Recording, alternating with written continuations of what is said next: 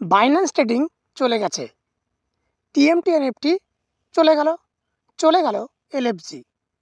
এই মাসের মধ্যে অনেক চেনা জানা আর্নিং প্ল্যাটফর্ম স্ক্যাম করে চলে গেছে। এই অবহেই আমরা দেখতে পেলাম ট্রেজার এনএফটি অ্যাপ স্টোর থেকে অর্থাৎ আইফোন স্টোর থেকে চলে গেল। এখন আমাদের মনে প্রশ্ন জাগছে, ট্রেজার এনএফটি থাকবে তো, নাকি অন্যদের মতো স্ক্যাম করে পালাবে?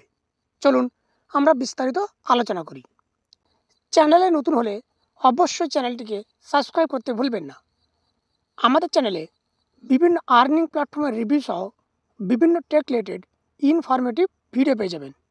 বিভিন্ন সমস্যার ইনস্ট্যান্ট সমাধান পেতে আমাদের টেলিগ্রাম গ্রুপে চলে আসুন, লিঙ্ক ডেসক্রিপশনে পেয়ে যাবেন।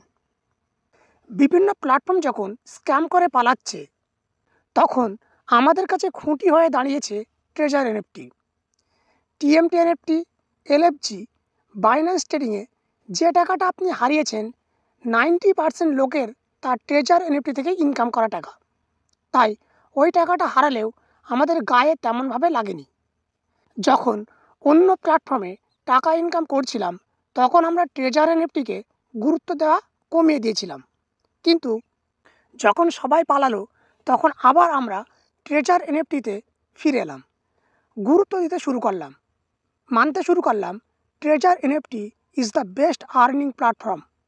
কিন্তু ট্রেজার এনএফটি যেই অ্যাপ স্টোর থেকে সরে গেল, আমাদের মনে খটকা লাগতে শুরু করলো। ভাবতে লাগলাম, তাহলে ট্রেজার এনএফটিও যাবে নাকি? ভাবনাটা আসা স্বাভাবিক।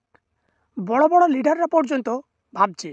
আমরা তো ছোট ছোট ইউজার, আমরা কম বেশি সকলে হয়তো জানি ট্রেজার এনএফটি অ্যাপ স্টোর থেকে কেন চলে গেল। কোনো একটা অ্যাপস প্লে স্টোর বা অ্যাপ স্টোরে থাকার জন্য কিছুটা ফিজ প্লে স্টোর বা অ্যাপ স্টোরকে দেয়। রিসেন্টলি অ্যাপেল স্টোর তার ফিজ বাড়িয়ে দিয়েছে, 30% আপ ফিজ চাচ্ছে, যেটা ট্রেজার এনএফটি দিতে চাচ্ছে না। যেটা দিলে আইফোন ইউজারদের ফিজটা বেড়ে যাবে। তাই ট্রেজার এনএফটি অ্যাপস নিজেদের অ্যাপ স্টোর থেকে সরিয়ে নিয়েছে। ট্রেজার এনএফটি আমাদের এমনটাই বলছে। এবার আমরা ট্রেজার এনএফটির কিছু মূল ভিত্তি নিয়ে আলোচনা করি, যেগুলি দেখে আমরা বিশ্বাস করি ট্রেজার এনএফটি দীর্ঘায়ু হবে। প্রথম প্রুফ, ডোমেন। ট্রেজার এনএফটির domain registration date 29 July 2022, domain expire date 30 July 2028। Domain হচ্ছে কোনো একটি প্ল্যাটফর্ম কতদিন তার ওয়েবসাইটটি ব্যবহার করতে পারবে। এখানে ট্রেজার এনএফটি তাদের ওয়েবসাইটের জন্য ডোমেন নিয়েছে 2022 সালের জুলাই মাসে এবং তা শেষ হবে 2028 সালের জুলাই মাসে। অর্থাৎ 2022 সাল থেকে চলছে এবং 2028 সাল পর্যন্ত চলবে, এবং কোম্পানি চাইলে অবশ্যই তার ডোমেন বাড়িয়ে নেবে। দ্বিতীয় প্রুফ, এমএসবি লাইসেন্স। ট্রেজার এনএফটির এমএসবি লাইসেন্স আছে। কানাডা থেকে ইস্যু হওয়া মানি সার্ভিস বিজনেসের registration number M20525019। MSB license registration date 30 September 2020, expire date 6 October 2025। তৃতীয় proof, income.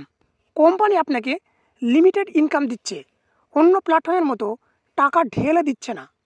Company platform charge রেখেই আপনাকে প্রফিট দিচ্ছে। আমরা প্রতিদিন যে এনএফটি কিনছি বা বিক্রি করছি, সেটা পলিগন মার্কেটে ডাইরেক্টলি কাজ করছি। কোম্পানি আমার কাছ থেকে যদি তাদের লাভ্যাংশ নিয়ে নেয়, তাহলে কোম্পানি পালাবে কেন? এখানে আপনি যেমন প্রফিট পাচ্ছেন, কোম্পানিও প্রফিট পাচ্ছে। এগুলি ডিপলি ভাবলে বুঝতে পারবেন কোম্পানির স্থায়িত্ব। এগুলি সম্পূর্ণ আমার ব্যক্তিগত মতামত। আমি কোম্পানির গ্যারেন্টি দেওয়ার কেউ নই। কোম্পানির ভ্যালিড ডকুমেন্ট, শক্ত ভিত্তি থাকলে যে কোম্পানি উঠবে না, তার গ্যারান্টি কে দেবে?